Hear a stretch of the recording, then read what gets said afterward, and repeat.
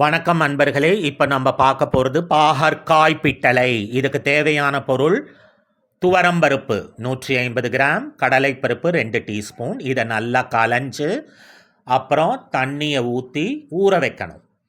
Lemon size புளி எடுத்துட்ருக்காங்க, அதுலேயும் தண்ணியை ஊற்றி ஊற வைக்கணும். சொன்னேன் இல்லையா, நான் துவரம்பருப்பும் கடலைப்பருப்பும் தண்ணியை ஊற்றி 1 மணி நேரம் ஊற வைக்கணும்.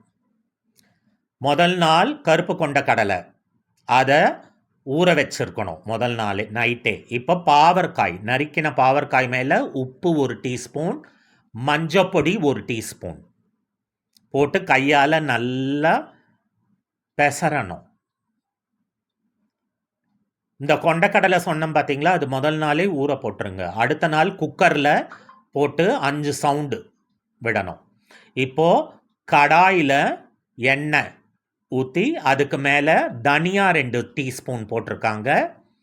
அப்புறம் கடலைப்பருப்பு 2 டீஸ்பூன், உளுத்தம்பருப்பு 1 ஸ்பூன். அதுக்கப்புறம் என்ன போடுறாங்க, மிளகா வத்தல் 3. காரம் கம்மியாக இருக்கிறவங்களுக்கு 3, இல்லை நான் காரம் ஜாஸ்தியாக சாப்பிடுவேன் அப்படிங்கிறத ஒரு 6 போட்டுக்கலாம். அதுக்கப்புறம் வெந்தயம், மிளகு எடுத்திருக்காங்க பாருங்க, மிளகு, கருப்பு மிளகு 1 ஸ்பூன். உடம்புக்கு அவ்வளோ நல்லது கருப்பு மிளகு, சளி இருக்கிறவங்களுக்குலாம் ரொம்ப நல்லது. இப்போ தான் வெந்தயம் சேர்க்குறாங்க 1 ஸ்பூன். அதுக்கப்புறம் சீரகம் 1 ஸ்பூன். நல்லா எல்லாமே பார்த்தீங்கன்னா மருத்துவ குணம் நிறைஞ்சது, அத்தனையுமே மருத்துவ குணம். சீரகம், மிளகு. இப்போ நல்லா வதக்கிறாங்க. நல்லா வதக்கிட்டு இப்போது கொஞ்சம் நறுக்கி வச்ச தேங்காய் கொஞ்சமாக எடுத்து அதில் சேர்த்து வதக்கிறாங்க.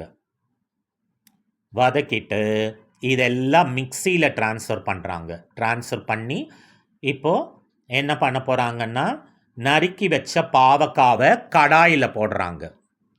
எதுக்குன்னா, கொஞ்சம் லேசாக சூடு வர வரைக்கும் வதக்கணும். சில பேருக்கு பாவக்காய் ரொம்ப கசப்பாக ஃபீல் பண்ணுவாங்க. கசப்பு உடம்புக்கு சேரறது நல்லது தான், கொஞ்சம் கசப்பு தன்மையை குறைக்கும். லேசாக சூடு வர வரைக்கும் வதக்கணும். ரொம்ப நல்லது. சுகர் பேஷண்ட்டுக்கு வரப்பிரசாதம் பாவக்காய்.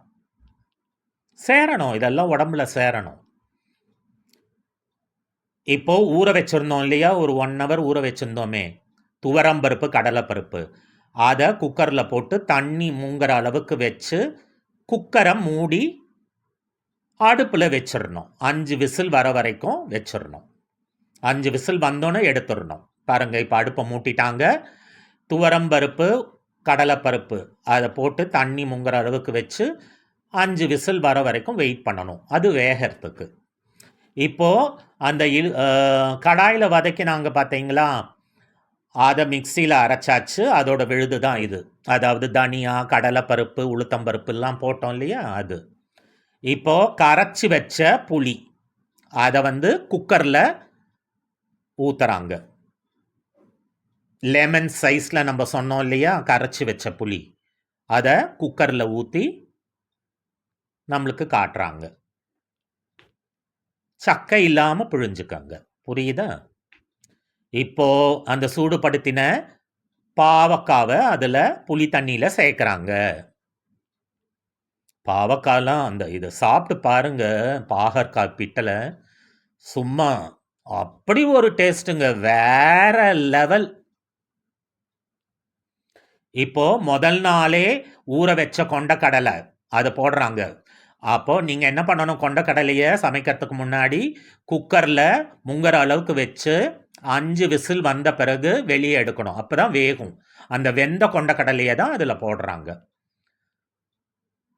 அதுக்கப்புறம் உப்பு, தேவையான அளவு உப்பு போட்டுடணும். அந்த கொண்டக்கடலையிலேயே தண்ணி இருக்கும், அதில் போட்டு குக்கரை அடுப்பில் வச்சுட்டாங்க. இப்போ வெந்துடுச்சு. 5 சவுண்டு வரணும். வெந்துருச்சு. 5 சவுண்டு வேண்டாம், ஒரு 3 சவுண்டில் கூட நீங்கள் இறக்கிடலாம். 5 சவுண்டுனா ரொம்ப கூழாயிடும். அதனால 3 சவுண்டு வந்தோன்னே இறக்கிடுங்க. இப்போ அந்த வேக வச்ச துவரம்பருப்பு, அதுக்கப்புறம் கடலைப்பருப்பு வெந்துருச்சு. அதை இதில் கலந்துக்கோங்க. ஞாபகம் இருக்கட்டும், 3 சவுண்டு வந்தோன்னே இறக்கிடுங்க. இப்போ பார்த்தீங்களா, எல்லாம் ரெடி ஆயிடுச்சு.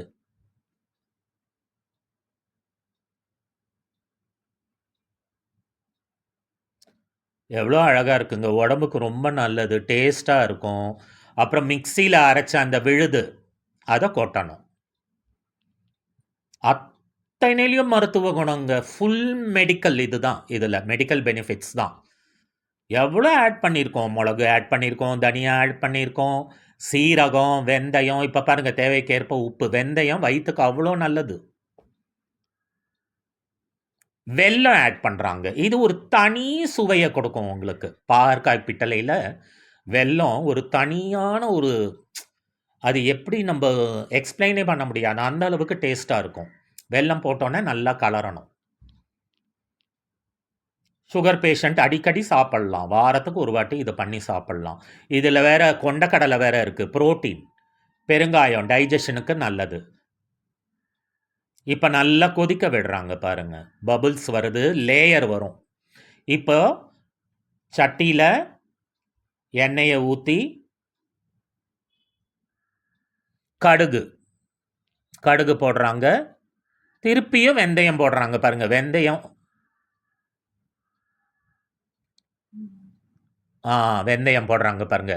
எல்லா இடத்துலையும் வெந்தயம் வருது. அப்போனா என்ன அளவுக்கு பெனிஃபிட் இருக்கும். சும்மாவே வெந்தயத்தை வாயில் போட்டுக்கிட்டாலே வயிறு வலி சரியாகும். இப்போது நிறைய வெந்தயம் இந்த இடத்துல, மருத்துவ குணம். கருவேப்பிலை. ஸோ கடுகு, வெந்தயம், கருவேப்பிலையை தாளிக்கிறாங்க. தாளித்து அந்த குழம்புல போடுறாங்க. சாம்பாரில் பாகற்காய் பிட்டலை நல்லா கொதிக்குது பாருங்கள். அந்த மாதிரி ஒரு லேயர் மாதிரி வருது பார்த்தீங்களா, அதுதான் கொதிக்குதுன்னு அர்த்தம். அதனால இதை பண்ணி சாப்பிடுங்க அடிக்கடி. சுகர் பேஷண்ட்டுக்கு நல்லது. நிறைய மருத்துவ குணம் சொன்ன மாதிரி வெந்தயம் வயிற்றுக்கு நல்லது, மிளகு சளிக்கெலாம் நல்லது, சீரகம் எல்லாமே குளிர்ச்சி. சீரகம், அப்புறம் அந்த கொண்டக்கடலை புரோட்டீன் எல்லாமே அடங்கியிருக்கு. முடிஞ்சிருச்சு பாகற்காய் பிட்டலை. கொடி வந்தோன்னே இறக்கிட்டாங்க. சாதத்தில் போட்டு பிசைஞ்சு சாப்பிட்டீங்கன்னா அப்படியே இந்த பாருங்கள், கொத்தமல்லியை தூவுறாங்க பாருங்கள், அப்படி ஒரு டேஸ்ட்டு. வாரே வா, அந்த மாதிரி இருக்கும். ட்ரை பண்ணுங்க, கண்டிப்பாக பண்ணி கமெண்ட்ஸ் போடுங்க.